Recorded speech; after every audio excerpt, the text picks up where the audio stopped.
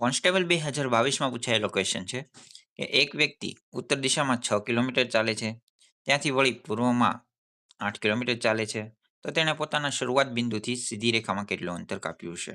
તો શરૂઆતના બિંદુથી આપણે અંતર શોધવાનું છે, જેના ઓપ્શન હતા 6 કિલોમીટર, 8 કિલોમીટર, 14 કિલોમીટર અને ઉપરમાંથી એક પણ નહીં. તો સોલ્યુશન જોઈએ તો તે શરૂઆતના બિંદુથી 6 કિલોમીટર ઉત્તર તરફ ચાલે છે, ત્યારબાદ વળી અને 8 કિલોમીટર પૂર્વ તરફ ચાલે છે. ત્યારબાદ એમ પૂછવામાં આવ્યું છે કે સીધી રેખામાં કેટલું અંતર કાપ્યું હશે. તો આપણે આવડી આ સીધી રેખા છે એનું અંતર શોધવાનું છે. તેથી આપણે જોઈએ તો કાટકોણ ત્રિકોણની રચના થાય છે.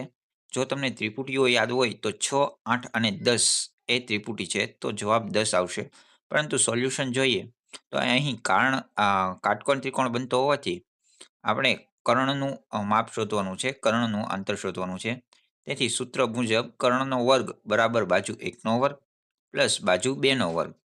તેથી કર્ણનો વર્ગ બરાબર બાજુ 1 એટલે કે 6નો વર્ગ પ્લસ બાજુ 2 એટલે 8નો વર્ગ થશે.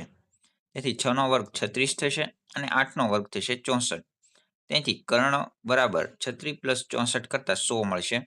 તથા કર્ણ જોઈએ એટલા માટે આપણે 100નું રૂટ કાઢવું પડશે, વર્ગમૂળ કાઢવું પડશે. તેથી કર્ણ બરાબર 100નું વર્ગમૂળ કાઢતા 10 મળે છે, જે આપણો જવાબ થશે. પરંતુ ઓપ્શનમાં જોઈએ તો 10 આપેલો ન હોવાથી આપણે આ ક્વેશ્ચનનો જવાબ થશે ઉપરમાંથી એક પણ નહીં.